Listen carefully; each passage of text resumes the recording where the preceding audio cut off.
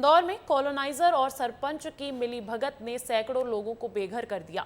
वजह महज इतनी थी कि कॉलोनाइजर को अपनी कॉलोनी बनानी थी और ये झुग्गियां उस कॉलोनी में वैसे ही थी जैसे चांद में दाग। अब इन लोगों की सुध लेने वाला कोई नहीं है।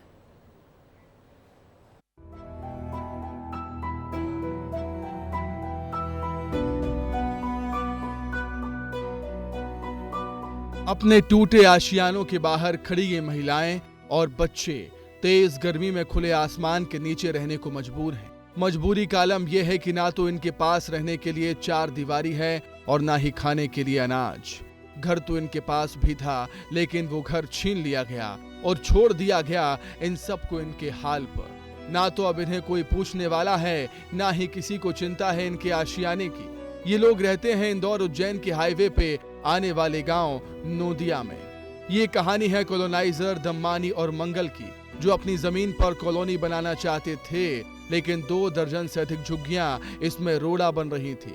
लिहाजा कॉलोनाइजर ने गांव के सरपंच संजय कुमावत से सेटिंग कर सभी झुग्गियों पर बुलडोजर चलवा दिया।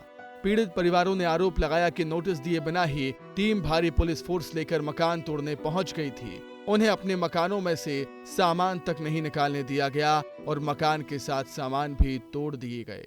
समय बिल्कुल भी नहीं मिला सर हमको, ना 5 मिनट का समय दिया और जैसे मकान तोड़े ऐसे कॉलोनी वालों ने चूना डाल दिया और हमको।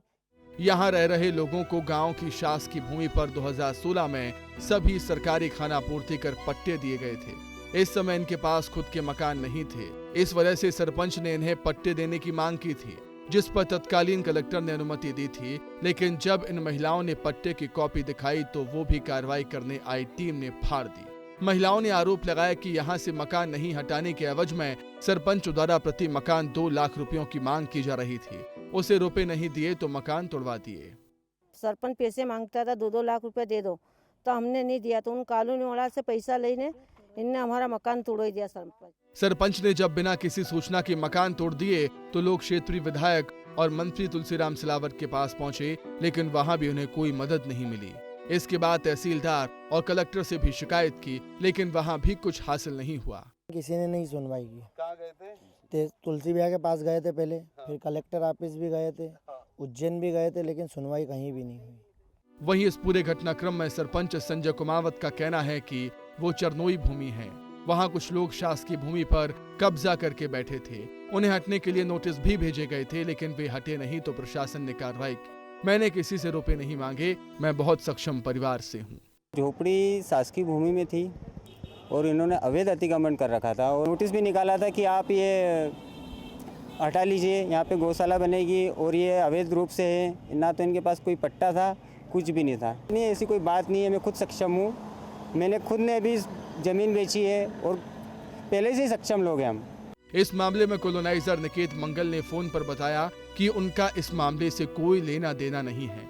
हालांकि इसको लेकर वो मिलने को तैयार नहीं हुए। वहीं पीड़ित परिवारों ने आरोप लगाया कि सावेर एसडीएम को शिकायत भी की, लेकिन उन्होंने भी कोई कार्रवाई नहीं की। कई घंटों इंतजार करने के बाद कलेक्टर ने भी मुलाकात नहीं की। पीएम मोदी की अति महत्वाकांक्षी प्रधानमंत्री आवास योजना का अधिकारियों द्वारा माखौल उड़ाया जा रहा है।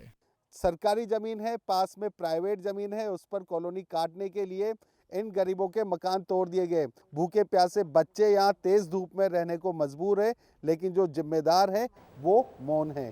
पुनीत विजयवर्गीय, विस्तार न्यूज़, इंदौर।